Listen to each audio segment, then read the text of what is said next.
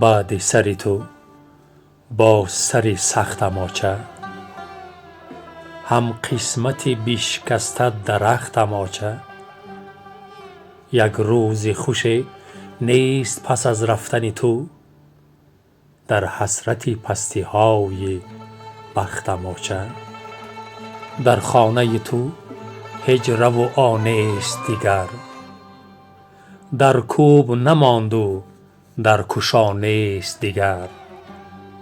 بعد تو تمام خویش بیگانه ز ما، پیوندی خویش و اقربا نیست دیگر.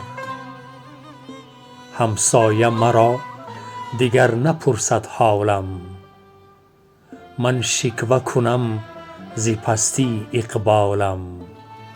پزمان نوازش تو گشتم آچه، تا مردن خود از غم تو می نالم. خاک توده شده خانه و ایوان و درت، تو نیستی آیم و بگیرم خبرت.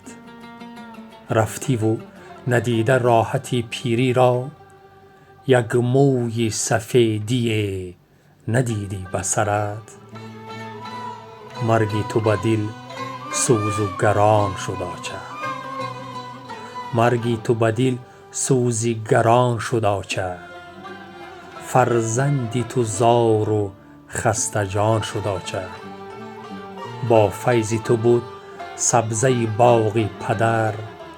باغ پدرم باغ پدرم بی تو خزان شد آچه. به هستی تو خانه و در می گرید، زردآلوی سرخ لب جگر می گرید.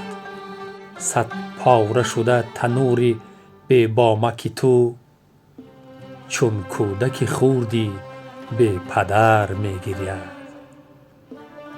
نام تو به هر شعر ترم می ماند، داغ علمت بر جگرم می ماند.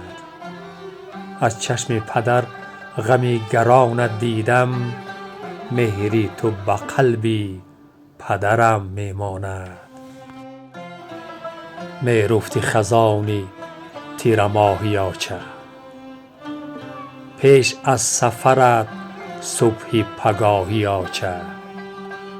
بازگشتی همه سوی خدا می باشد، بازگشتی به درگاه الهی آچه.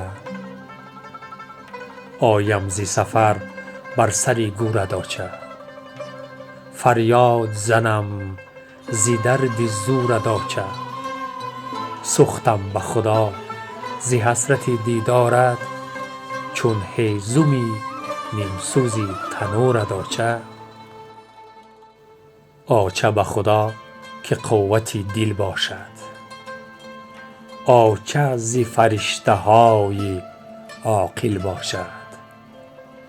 در عالم انده و دیار غربت، محکم پور بی آچگی مشکل باشد.